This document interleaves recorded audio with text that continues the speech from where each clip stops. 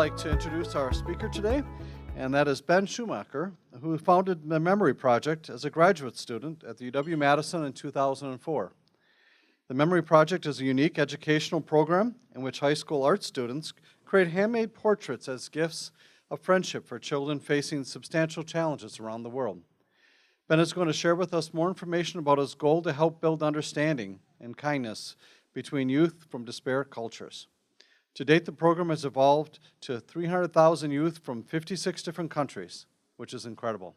Very Rotarian of you, Ben. That's very much. We look forward to your presentation. Ben, and we've always made a contribution to the Rotary International Polio Plus Fund as a way to say thanks for speaking with us today. I also want to mention we'll have a Q&A with our speaker at the end as time allows, but please wait for the microphone if you've got a question. And let's welcome Ben to our podium. Thank you.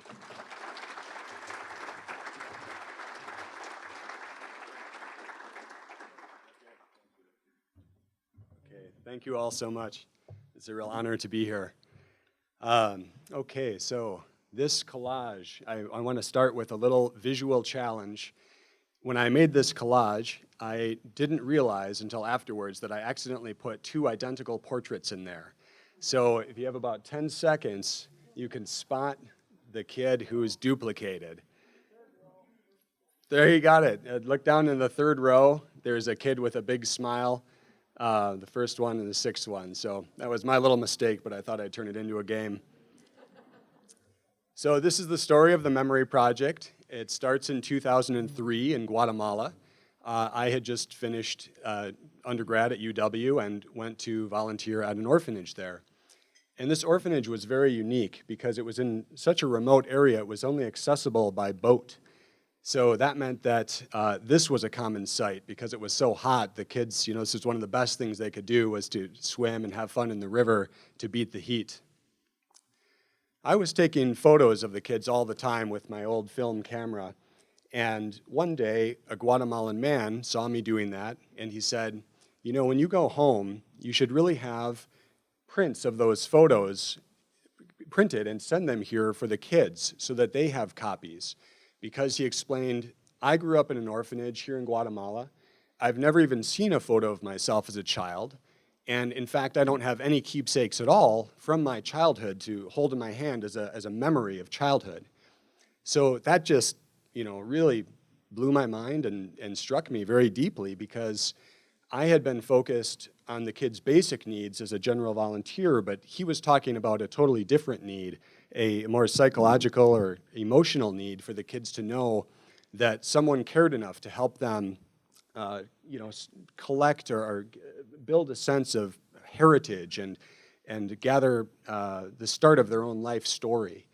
So I had always enjoyed doing portraits in high school art class, and I had done a couple for my friends, and I did one for my high school girlfriend. This is definitely the worst and cheesiest portrait I've ever done because I drew us as Romeo and Juliet, and I was in medieval clothing, and I was scaling a balcony to get up to her.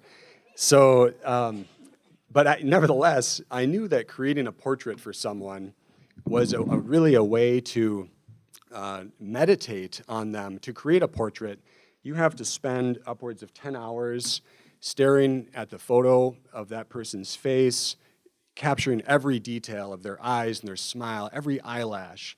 And to then give that portrait to them as a gift is really a profound way to connect to someone. So I thought, if we could have high school art students do that meditation on these children, not only would it give the kids these special memories of childhood that they could take with them, but it would also be a way to help youth across countries and across cultures feel that deep connection, a real human-to-human connection. And I thought maybe that would be a way just to build a little bit of international kindness and friendship. So I started contacting high school art teachers and sending them photos of kids living in orphanages all over the world, and their students started to create the portraits, and we delivered them to the kids, and it's that simple, and that's what I've been doing for 18 years. As you can see, the portraits, are just beautiful. We see, even after 18 years, I just still love receiving every package of portraits that pour into my house because There's just so much talent among our nation's youth in the arts, and as you can guess, I'm a big supporter of youth arts programming in schools, and it's just amazing to see that talent.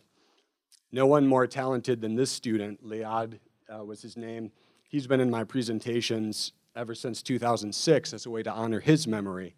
He died shortly after creating that portrait, but he left this girl in Sierra Leone with this amazing gift that I'm sure she still has today, even as a young woman.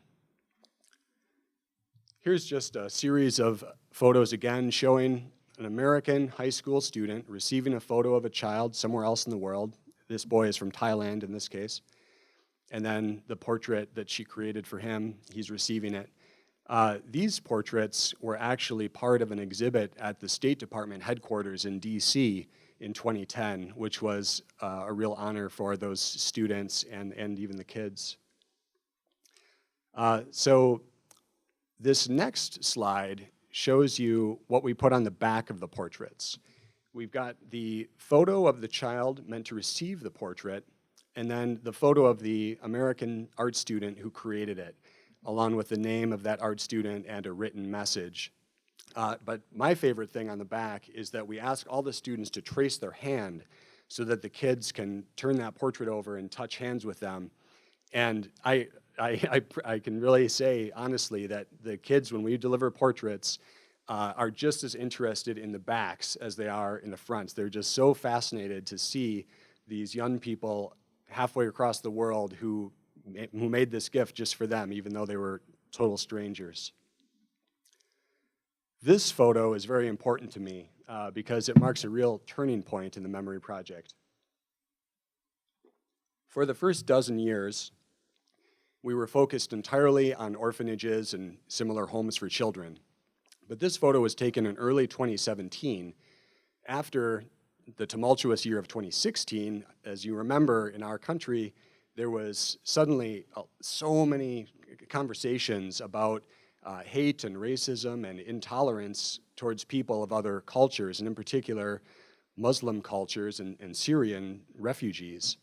So we did this delivery in a Syrian refugee camp on the border of Syria and Jordan, and it was our first time really branching out like this, and the timing meant so much to me because this was in February of 2017, and you might remember that in January of 2017, the so-called Muslim ban went into effect, which prohibited any Syrian refugees from coming to the United States. So all of these kids and their families, just a couple weeks earlier, had seen that in the news, and they knew that that was the message from our country, that you are not welcome here. So it just meant the world to me that we were there delivering a totally different kind of message from youth to youth through art to say, you know, we see you, we care about you, and we just hope the best for you. And we're extending our hands in friendship. We took that same thinking into Afghanistan, and we did this project. This is still a Syrian girl. You can see they just loved, you know, it meant the world to them to know that people in the States, young people, had made these gifts just for them. Here's Afghanistan. So of all the countries where we've done this, which is about 56 or 57, none is closer to my heart than Afghanistan, because it's, you know, the hardest place, one of the hardest places in the world to be a girl. And I have a real heart for girls' rights, as I'm sure all of you do. So to be able to do this with several thousand girls in Afghanistan over the course of the last few years was just amazing, because these girls, they face so many challenges to even, you know, receive an education. So for them to know that, you can just see how excited they were waiting for their portraits, for them to know that someone across the world had been looking at their photo, thinking about them, and creating this gift to cheer them on. It was just wild. And here you can see they're literally running out of school to go show their families. This was also a really fantastic event we had in Afghanistan. That gentleman at the podium was the Minister of Education, so, you know, head honcho in charge of all education in Afghanistan. And he came to personally deliver these portraits to the girls as a way of celebrating their right to education and just to encourage them for everything they were doing to go to school, since so many girls in Afghanistan aren't able to do that. So, as you can guess, for me, it was just absolutely devastating, just heartbreaking last August to see what happened when the Taliban took over. After several years of just seeing thousands of photos of these Afghan girls and knowing that all of them had dreams, and just that overnight those dreams just went poof, just up in smoke, and that none of them would be able to go to school again. And I'm sure many of you feel the same way. But I want to end by telling you a story, an uplifting story, of one Afghan family in particular, and the mother of that family, who in 18 years of travel is probably the most inspiring person I've ever met. Her name is Shaima, and this is Shaima's eldest daughter, Rabina. So Rabina was the person who helped me coordinate this at girls' schools all over Kabul. And she was so helpful. She delivered so many portraits to the girls. So when the Taliban took over, I reached out to Rabina and I said, what can we do to help you? Because I knew that she would be, and her family would be, in an extremely difficult position in Afghanistan because she didn't have a father. And so she just has a widowed mother, herself, and two younger twin siblings who are high schoolers, a girl and a boy. So they've got 3 women in the family, 1 teenage boy, and there's just no way they would be able to have any quality of life anymore in Afghanistan. So I want to tell you about that, but first let's talk about why she doesn't have a father. So this is her younger sister, Sabria. Her name is actually Sabria, but when I was first meeting her, I was mispronouncing it as Sabria, and she told me that she liked that more, so that I should keep doing it. So she's Sabria now. So here she is, looking at the valley near where her mother was born. Now, her mother, born in this remote area, again, mother's name is Shaima. For Shaima to be born in this remote area of Afghanistan, this place, along with many other villages in remote Afghanistan, was not only isolated from global civilization geographically, but isolated in time and history. Because, while the rest of us were keeping track of dates and years, back in the 70s and 80s, dates and years were totally irrelevant to them. They were just focused on their local agriculture and their village life. So Shaima doesn't have any idea when she was born. Her birth was never recorded. Currently, she thinks she's around 44 or 45 years old, but she can't pinpoint it any closer than that. And she also didn't get to go to school here, so she never learned how to read or write. So this is a photo, one of the first photos that was taken of Shaima in Iran, because when the Taliban took over in the 90s, she went to Iran as a refugee. She fled along with her mother and her older brothers. Her own father had died when she was a girl, so her brothers were in charge. They held all the power in the family. So in Iran, her brothers arranged for her to be married to this man, Mahbubullah. This is actually the only photo that exists in the world of Mahbubullah. So Shaima and Mahbubullah had Rabina in the year 2001, right around the time that our military went and overthrew the Taliban. And at that time, many Afghans went back to Afghanistan to try to make a living again, and so did they. Shortly after they returned to Afghanistan, their twins were born, and shortly after that, Mahbubullah was killed. That meant that Shaima was left as a young widow with these 3 young kids, which, when you're talking about one of the poorest countries on earth, and one of the countries where it is the hardest to be a woman, let alone a widowed mother, this was really a problem. Because in Afghan society at that time, especially in the rural cultures, to be a widowed mother with children meant that she was at the absolute lowest run of society.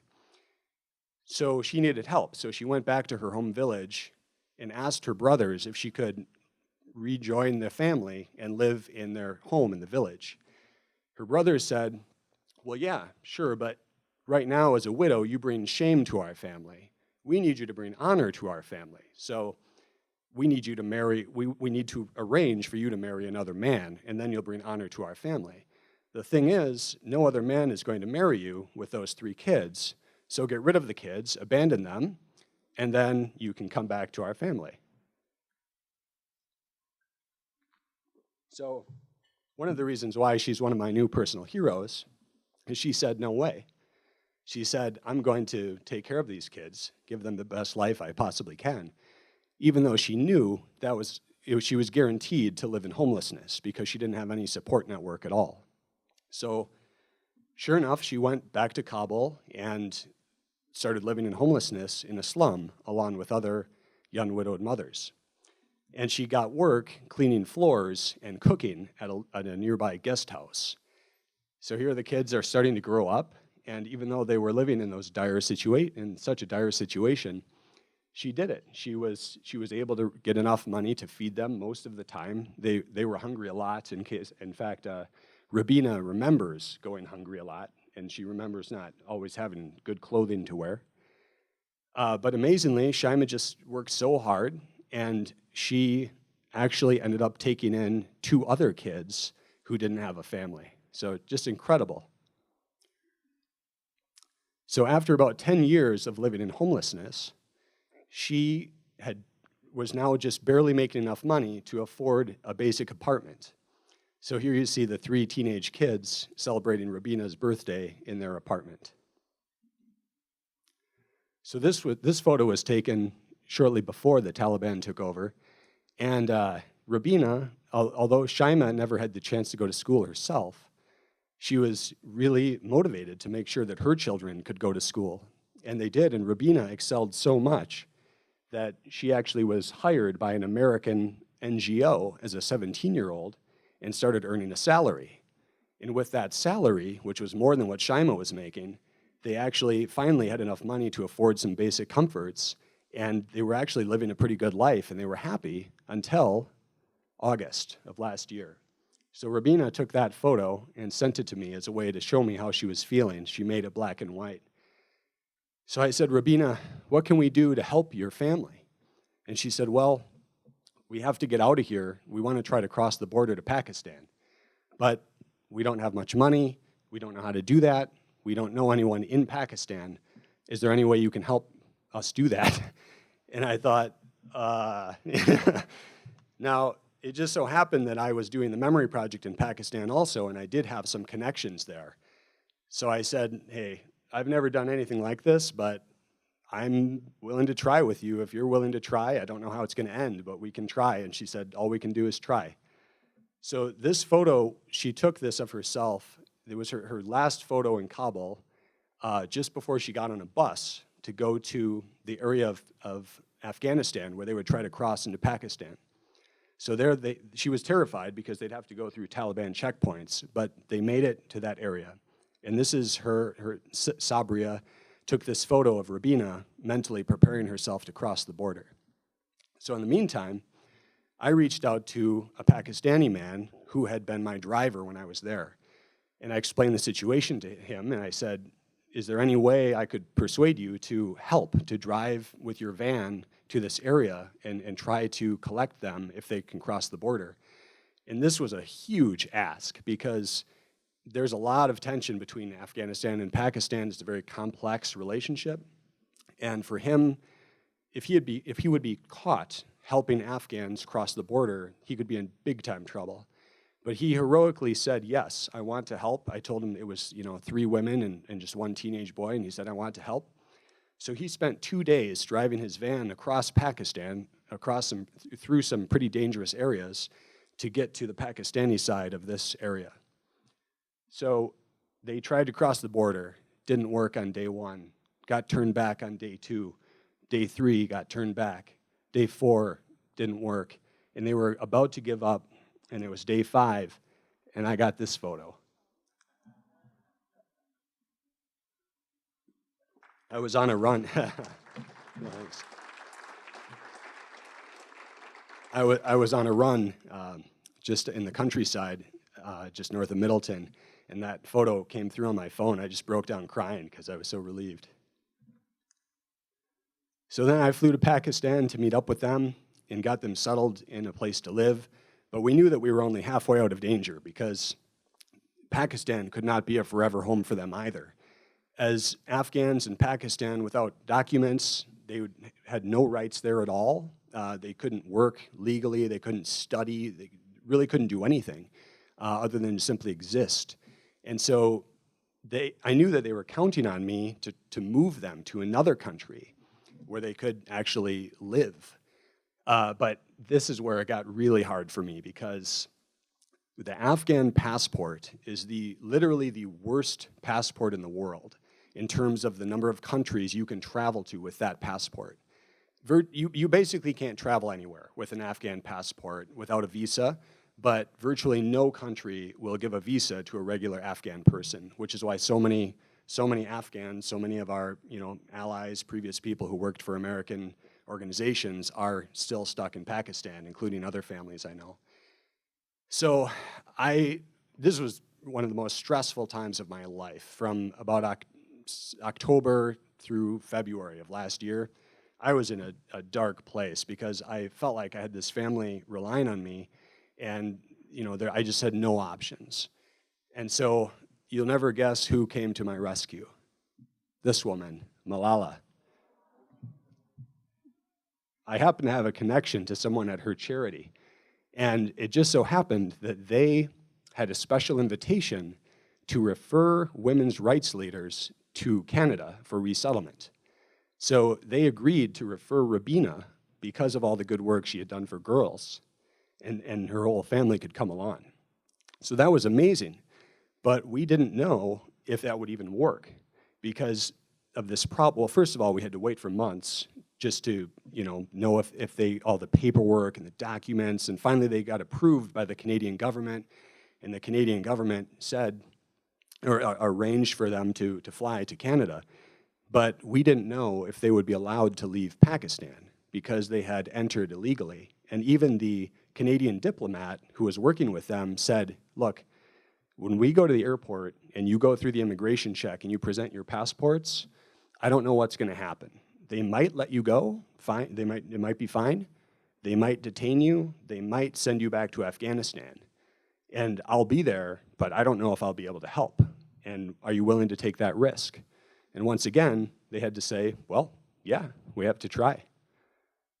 So I was in Nigeria on the day that they were going to be flying, and I was still, it actually was helpful because I was closer to their time zone.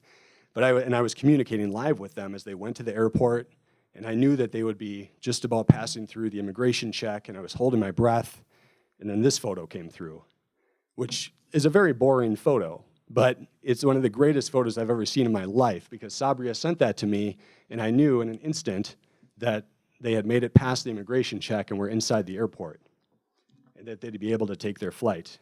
And then sure enough, she sent me that photo, first time ever on an airplane.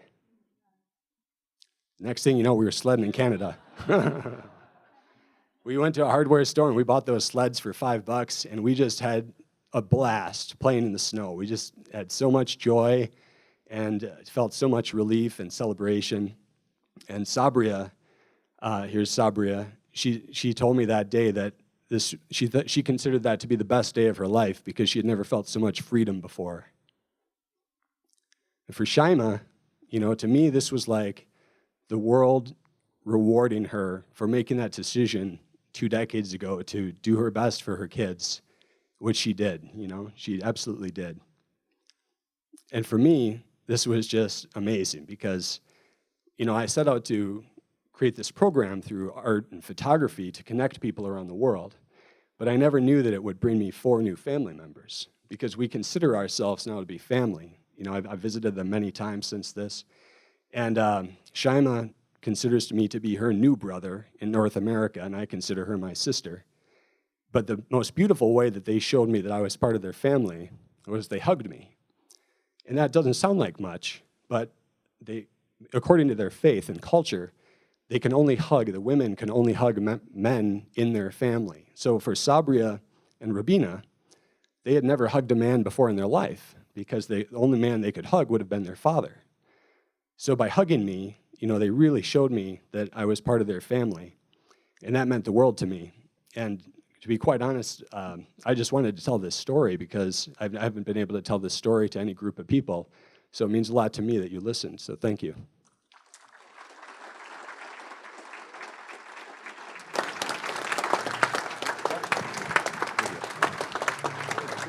Thank you very much.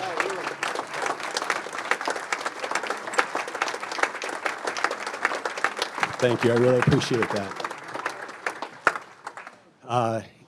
If you have any questions or ideas for collaboration, I love hearing new ideas. I love meeting people. Oh, lost that slide. Oh, well, anyway, there you go. Okay, yeah, please do get in touch with me. I'd really love to connect. So, how did I do for time? 12:52. Okay, cool. I didn't know if I would blow right through question and answer time, but I guess we can do a few. Ben, that was really moving. I'm trying to collect myself to speak because I'm really touched. So my original question before you did that wonderful karmic story was, do you see the arts programs, because arts programs we know in the United States are not always well funded, because of this having a little more gravity, a little more interest from the public school district? Do you see it coming around? Well, not so much to say that I think it's making much of a dent in our national youth arts situation, but I certainly have heard from art teachers who have said that, this is something that I can bring my students to school board meetings and we can show portraits and we can, share, that students can share about their experiences. And so I think it does give something for teachers to lay on the table and say, hey, the students aren't just making self-portraits that are going to go into a closet. They're, look at what we're doing and getting them involved in global thinking and in international education, service learning, you name it. So yeah, I like to think that it does give a little weight in that way. Thank you very much. That was awesome. How do you get funding for everything that you need to do? It's a very simple model. I started this as a university student at UW, and I didn't know how I was going to answer that question. I didn't know what I was doing. I tried to apply for some grants, didn't get any of them. So then someone who knew a lot more than I did suggested to me that I just ask all of the American schools to contribute a small participation fee. So I started asking for $15 for each student. And this was in 2006, and $15 back then was I don't know what that is today, maybe $20 or something. But they were like, yeah, okay, we can pay that. So, and it's still $15 today because as more and more schools got involved, we just had little more purchasing power, I guess, we had more numbers. So. Yeah, that's the only way I get funding is all these schools. And of course, we have lots of schools that, because of youth arts lack of funding, they can't pay that fee, and we don't say no to anybody. We just say, yeah, well, actually my analogy is it's like a pizza party. A bunch of friends having a pizza party, everybody pitch in what you can, and if someone shows up and they don't have money to pitch in, we're not going to turn them away. We're still going to offer them a slice. So. That's how it goes.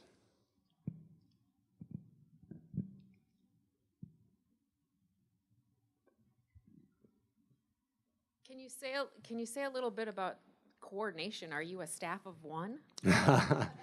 I was for the first 10 years. Then as it grew, I got to where I had a part-time person, and then before the pandemic, we were the equivalent of 4 full-time employees.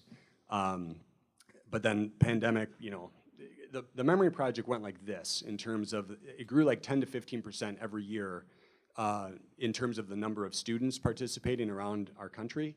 And then the pandemic came and it just went like that.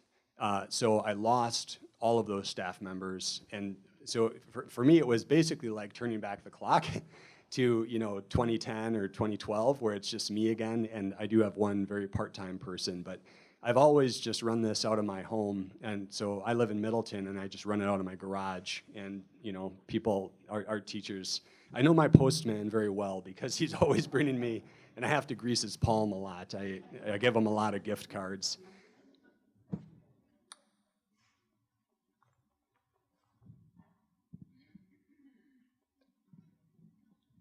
Hey, Ben. So what's next for you then? What's next for the memory project? Yeah, thank you for asking. Well, for one, I'll just carry on. I mean, I've never ever had a sense of anything else that I would do with my life. Like even when I started this as a university student, I just thought, I think I'll just do this forever. So I've never had any idea of what else to do. So I'm going to keep doing it, and we'll see if in this new world we live in, will our participation numbers just start climbing again, or in this new economy, this new educational reality, are we going to sort of plateau at this current level? But that said, this is an opportunity point, and I'm very open to.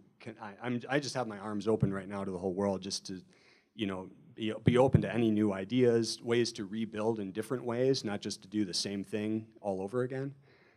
So yeah, again, if anybody has any ideas for collaboration or just new ideas at all, just please get in touch with me. So I'm wondering if you've heard of the Rabbi Manfred Swarzensky Humanitarian Service Award. That's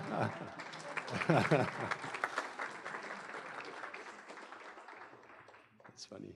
Ben, thank you for speaking to us and sharing your story. How many schools are involved right now? So it's a tough question to answer. There's the number of schools in my database, which is like 3,000, which is, those are schools that at one point or another have participated. The number of schools that participated during the last school year, I don't recall off the top. Let's just say it was something like 1,200. So probably something like the same this year. But I usually measure it in terms of the number of students per year. So before the pandemic, we had 35,000 students participating each year.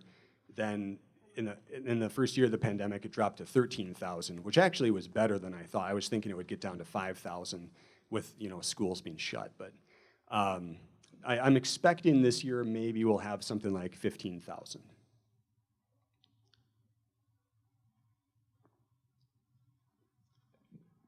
Ben, could you just speak to the local involvement of schools? Is that gone up, gone down? How consistent is that? So I'd say at the moment it's down. We used to have 3 or 4 Dane County schools involved. If you mapped the schools that participate, it would roughly mirror the population centers of our country. So for me, it's funny, I just sit around my house emailing with our teachers all day, and whether I'm emailing with a teacher at Middleton High School or some teacher in New York, it's like the same thing from in terms of what I'm doing in my database and such. But we used to have like 3, 4, or 5 Dane County schools participating each year. Last year, we only had Middleton High and Waunakee High. So yeah, if anybody wants to, has connections at any of the other middle or high schools, let them know about it, and that'd be great.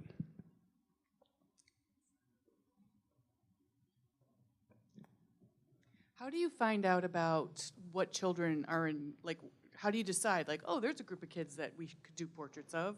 It's everything from, word of mouth, like you telling me that you know this cool organization in Haiti and that we should do this project with them, and then I say, oh, okay, great, let's get in touch with them, to there being like a global event that, and me deciding like I really want to do that. So for the Syrian refugee camp, for example, I just really wanted to do that in a Syrian refugee camp. So I thought, well, how do I make contact?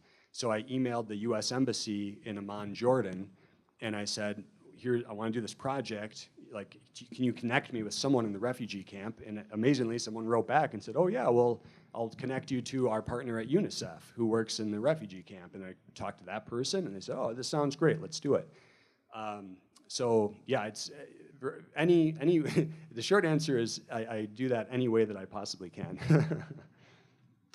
Thank you. You've mentioned that you've been in over 50 countries, I believe. Have you ever thought about whether there are any locations in the U.S. where young people who've been in marginalized communities would be worthy of such opportunities as we've well? done it here. We had a partnership with Chicago Public Schools, and we did it, and it was wonderful. The biggest, so it was wonderful and complicated because the kids who got to participate loved it. The problem with the United States is that we're so crazy about parental permission forms that killed it for half the kids. Because, in order to participate, everybody had to take a form home in their backpack and bring it back. And of course, only half the kids ended up turning them in. So then we deliver the portraits, and it's awkward because half the kids get them, and they're having this great time. They got pulled out into the gymnasium for this special event. The other half of the kids just had to sit in the classroom. So it was, I don't know. I haven't repeated it, but it was a good experiment. I know we're pushing up on 105, so I can get out of here. But thank you very much.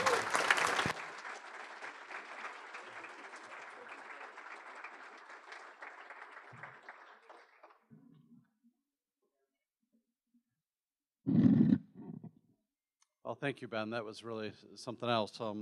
It's just the exact kind of programs that I love seeing at Rotary, right? Isn't that the work that's done and the program community put this together? And Ben, your message, that's fantastic. So thank you for being here today with us. We appreciate that very much. And I hope you'll join us next week at our meet and greet with the new Madison Fire Chief, Chris Carbone, here at the Park Hotel. So please come out next week, and like I said, we'll have a little extra time for some fellowship too. So if you're around, please come around and come out to our noon meeting. And with that, we are adjourned.